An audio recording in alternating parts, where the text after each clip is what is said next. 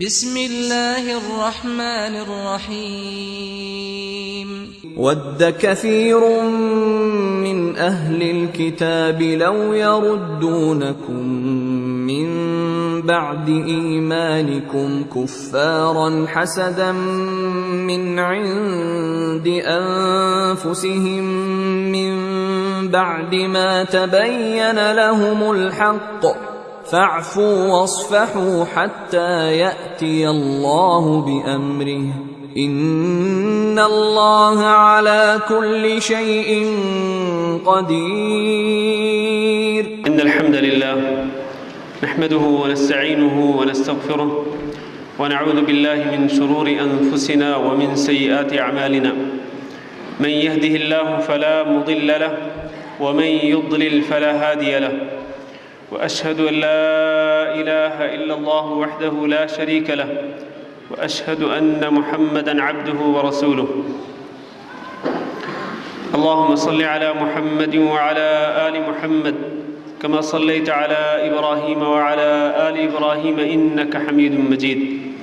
اللهم بارك على محمد وعلى آل محمد كما باركت على إبراهيم وعلى آل إبراهيم إنك حميد مجيد. أما بعد فإن خير الحديث كتاب الله وخير الهدي هدي محمد صلى الله عليه وسلم وشر الأمور محدثاتها وكل محدثة بدعة وكل بدعة ضلالة وكل ضلالة في النار.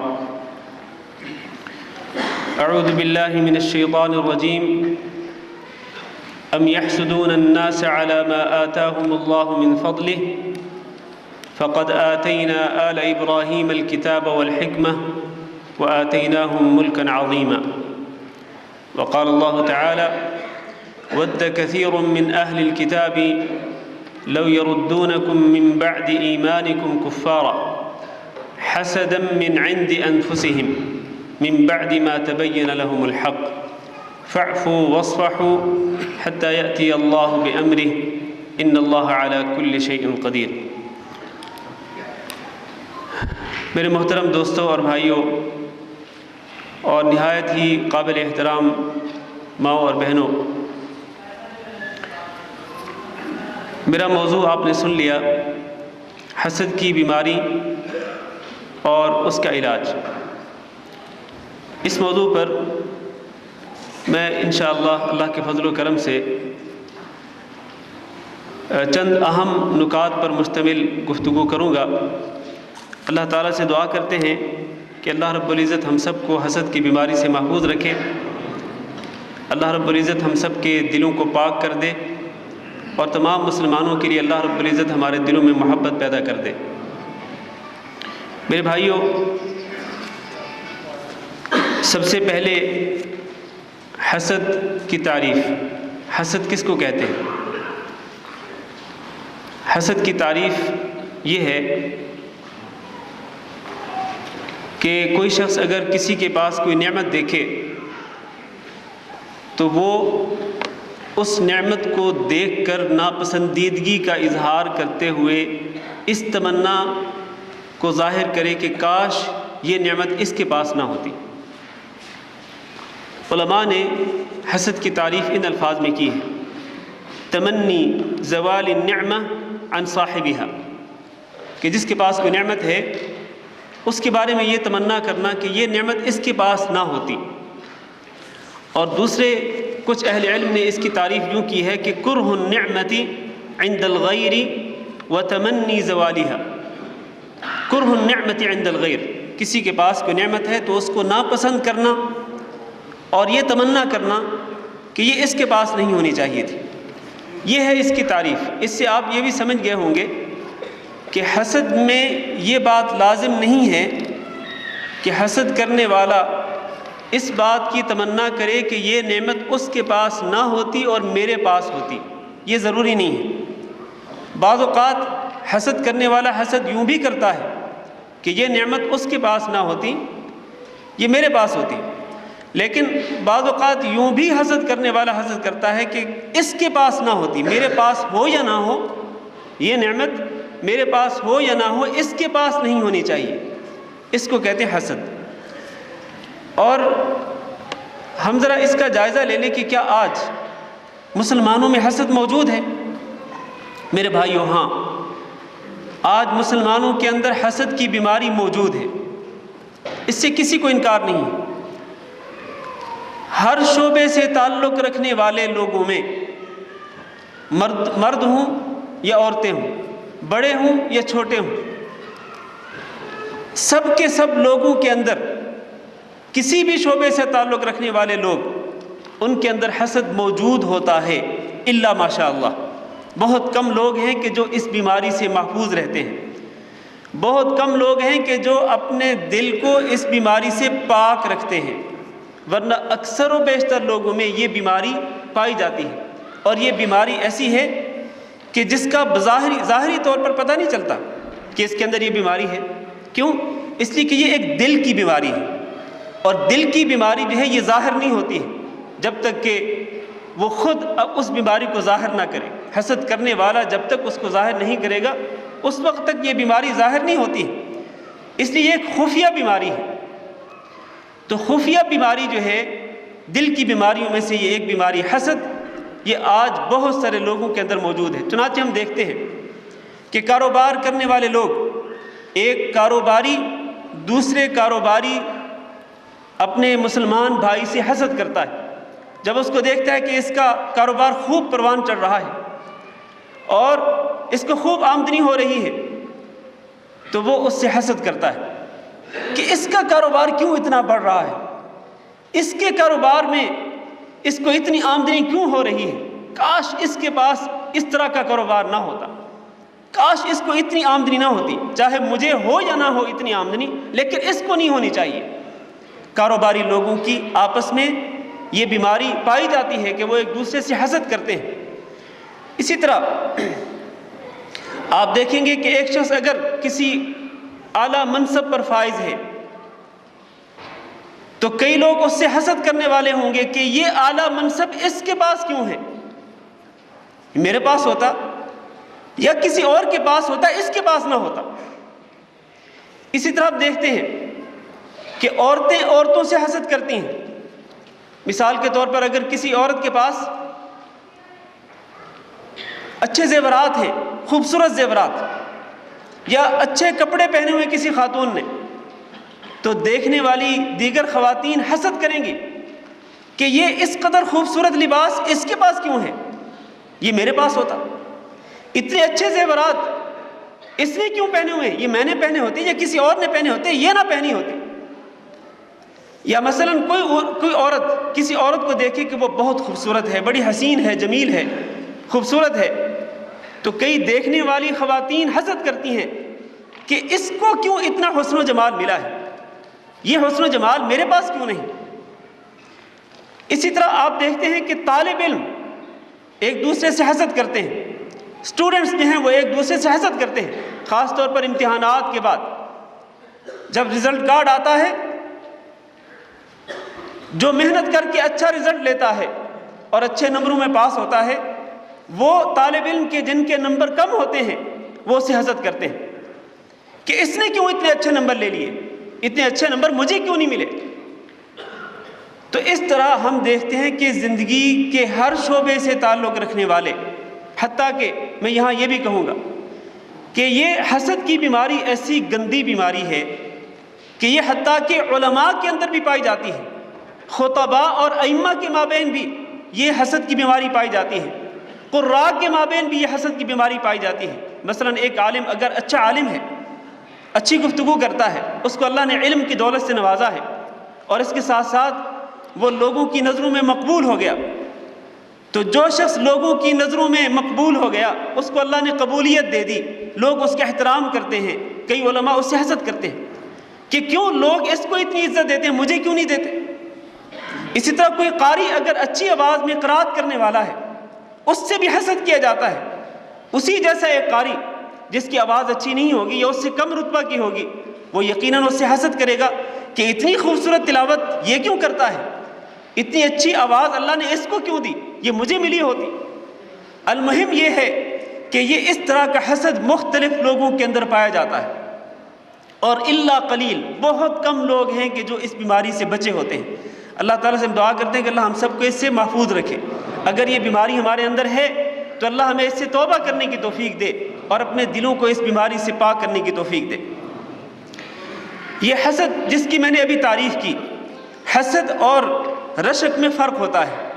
حسد تو یہ ہے نا کہ آپ یہ تمنا کریں کہ یہ نعمت اس کے پاس نہ ہو، اور رشک کیا ہے کہ آپ جب کسی کے پاس دیکھیں کہ اس کو اللہ تعالیٰ نے اتنی نعمتوں سے نوازا ہے تو آپ اس کو خوشحال دیکھ کر اور نعمتوں سے مالا مال دیکھ کر آپ اس کے بارے میں آپ کہیں ماشاءاللہ تبارک الرحمن، اللہ نے کتنی برکت دی ہے، ماشاءاللہ بڑی خوشی کی بات ہے کہ اللہ تعالیٰ نے اس کو اتنی اچھی نعمتوں سے نوازا ہے۔ خوشی کا اظہار کریں اور ساتھ ساتھ یہ بھی تمنا کریں کہ کاش اللہ رب العزت نے جس طرح اس کو ان نعمتوں سے نوازا ہے اللہ مجھے بھی ان نعمتوں سے نواز دے۔ اس کو رشک کہتے ہیں، عربی میں اس کو غبطہ کہتے ہیں، اور رسول اکرم صلی اللہ علیہ وسلم نے ارشاد فرمایا کہ لا حسد الا فی اثنتین، کہ حسد نہیں ہے مگر دو چیزوں کے اندر۔ یہاں حسد سے مراد غبطہ ہے، یعنی رشک کرنا ہے، کہ دو چیزوں پر انسان رشک کر سکتا ہے۔ ایک کیا ہے؟ ایک یہ کہ اللہ تعالیٰ نے کسی کو قرآن کا علم دے دیا، وہ اس پر عمل کرتا ہے اور لوگوں کو وہ قرآن کا علم سکھلاتا ہے، قرآن پڑھتا بھی ہے اور لوگوں کو اس کی تعلیم بھی دیتا ہے، دن رات قرآن خود بھی پڑھتا ہے اور اس قرآن کے نور کو دوسرے لوگوں تک پہنچانے کی کوشش کرتا ہے۔ تو اس طرح جو اس کو دیکھے، جو مومن پاک دل والا مومن جب اس کو دیکھے تو اس پر رشک کرے کہ جس طرح اللہ تعالیٰ نے اس کو قرآن کی اس دولت سے نوازا ہے، کاش اللہ تعالیٰ مجھے بھی اسی دولت سے نواز دے، میں بھی قرآن مجید کو پڑھنے والا بن جاؤں دن اور رات، اور قرآن مجید کے نور کو دوسروں تک پہنچانے والا بن جاؤں۔ دوسرا شخص جس پر رشک ہو سکتا ہے، فرمایا رسول اکرم صلی اللہ علیہ وسلم نے کہ جس کو اللہ تعالیٰ نے مال دیا ہو اور وہ جائز طریقے سے اس مال کو خرچ کر رہا ہو، کہ وہ اس مال میں سے زکوٰۃ بھی نکالتا ہو اور اس مال کے ذریعے وہ صدقہ خیرات بھی کرتا ہو اپنے رشتہ داروں پر اور فقراء اور مساکین پر، بیوگان پر اور یتامہ پر، وہ اس مال کو خرچ کرتا ہو۔ جو اس کو دیکھے سچے ایمان والا، پاک دل رکھنے والا، اس کو دیکھ کر کے کہے، اس تمنا کا اظہار کرے کہ جس طرح اللہ رب العزت تو نے اس کو یہ مال دیا ہے اور یہ اس کو خرچ کرنے کی بھی توفیق دی ہے، اللہ یہ مال تو مجھے بھی دے دے، کاش یہ مال میرے پاس بھی ہوتا تو میں بھی اسی طرح سے خرچ کرتا۔ یہ رشک کرنا ہے۔ ان دو چیزوں پر، اس قسم کے دو افراد پر رشک ہو سکتا ہے، لیکن حسد نہیں ہو سکتا کہ آپ اس طرح تمنا کا اظہار کریں کہ یہ نعمت اس کے پاس نہ ہو، یہ نعمت اس کے پاس نہیں ہونی چاہیے تھی، میرے پاس ہو یا نہ ہو لیکن اس کے پاس نہیں ہونی چاہیے۔ یہ حسد ہے، اور یہ حسد جو ہے یہ حرام ہے۔ حسد کرنا بہت بڑا گناہ ہے، کبیرہ گناہوں میں سے ایک گناہ ہے۔ آپ اس کی سنگینی کا اندازہ اس بات سے کر سکتے ہیں کہ اللہ رب العزت نے قرآن مجید کے اندر حسد کرنے والوں کی بڑی مذمت کی ہے۔ میں نے قرآن مجید کی 2 آیات اپنے تمہیدی خطبہ میں تلاوت کی ہیں۔ اللہ فرماتے ہیں ام یحسدون الناس علی ما آتاہم اللہ من فضلہ، کیا یہ لوگوں سے حسد کرتے ہیں اس بات پر کہ اللہ رب العزت نے ان لوگوں کو جن سے یہ حسد کر رہے ہیں، اللہ تعالیٰ نے ان کو اپنے فضل سے نوازا ہے۔ اللہ نے اگر ان کو اپنے فضل سے نوازا ہے، ان پر نعمتوں کی بارش کی ہے، ان پر احسانات کیے ہیں، تو کیا یہ ان سے حسد کرتے ہیں کہ اللہ نے ان کو یہ نعمتیں کیوں دی ہیں؟ یعنی اللہ تعالیٰ مذمت کر رہا ہے ان لوگوں کی کہ ان کو حسد نہیں کرنا چاہیے تھا، لیکن یہ حسد کرتے ہیں۔ اور ایک اور مقام پہ اللہ فرماتے ہیں وَدَّ كَثِيرٌ مِّنْ أَهْلِ الْكِتَابِ، اہل کتاب میں سے بہت سارے لوگ یہ چاہتے ہیں، کیا لَوْ يَرُدُّونَكُم مِّن بَعْدِ إِيمَانِكُمْ كُفَّارًا، کہ کاش وہ تمہیں ایمان قبول کرنے کے بعد دوبارہ کافر بنا دے، کاش وہ تمہارے ایمان قبول کرنے کے بعد تمہیں دوبارہ کفر کی طرف لوٹا دے۔ وہ اس تمنا کا، اس خواہش کا اظہار کیوں کرتے ہیں یہ اہل کتاب اہل ایمان کے بارے میں؟ حسداً من عند انفسہم، اس حسد کی وجہ سے وہ اس طرح کرتے ہیں جو ان کے دلوں کے اندر پایا جاتا ہے۔ تو گویا اس سے ثابت یہ ہوا کہ اہل کتاب یہود و نصارہ اور کفار جو ہیں وہ حسد کرتے ہیں اہل ایمان سے۔ گویا یہ شیوا ہوا کن کا؟ کفار کا، یہود و نصارہ کا۔ یہ شیوا کسی مومن کا نہیں ہو سکتا ہے، اہل ایمان کا یہ طرز عمل نہیں ہو سکتا ہے۔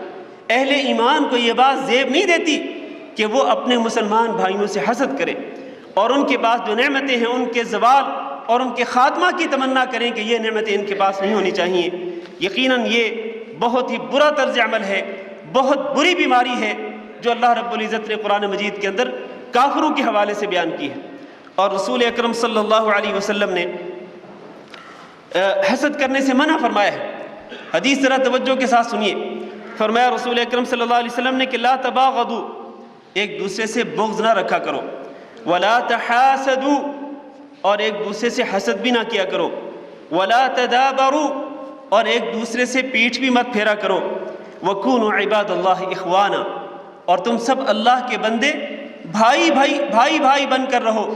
تمہارے درمیان جو تعلق ہے وہ اخوت کا، بھائی چارے کا ہونا چاہیے، تمہارے آپس میں محبت ہونی چاہیے، انس ہونا چاہیے، الفت ہونی چاہیے، محبت اور پیار کے جذبات ہونے چاہیے۔ یہ نہیں کہ تم ایک دوسرے سے بغض رکھو، یہ ایک دوسرے سے حسد کرو، یہ ایک دوسرے سے اعراض کر لو۔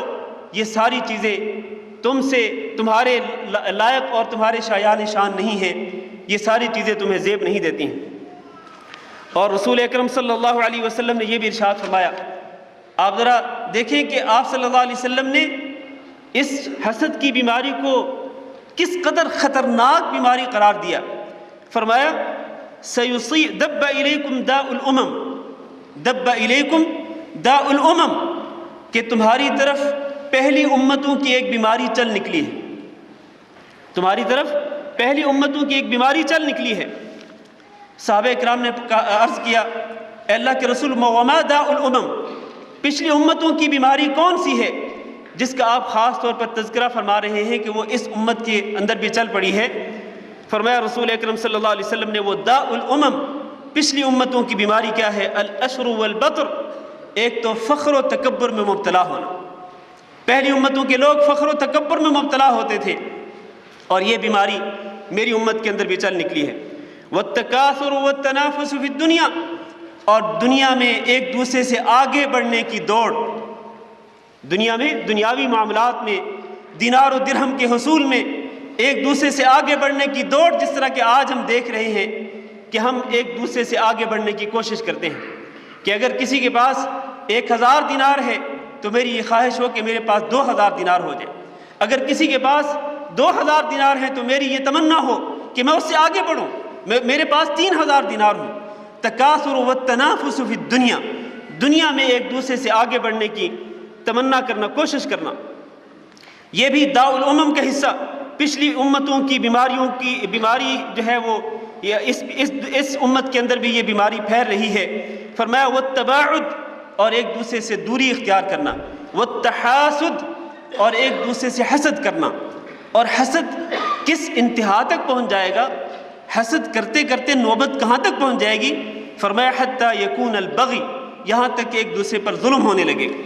اور آج ہم دیکھتے ہیں کہ حسد کی بنا پر ہی بہت سارے لوگ اپنے مسلمان بھائیوں پر ظلم کرتے ہیں۔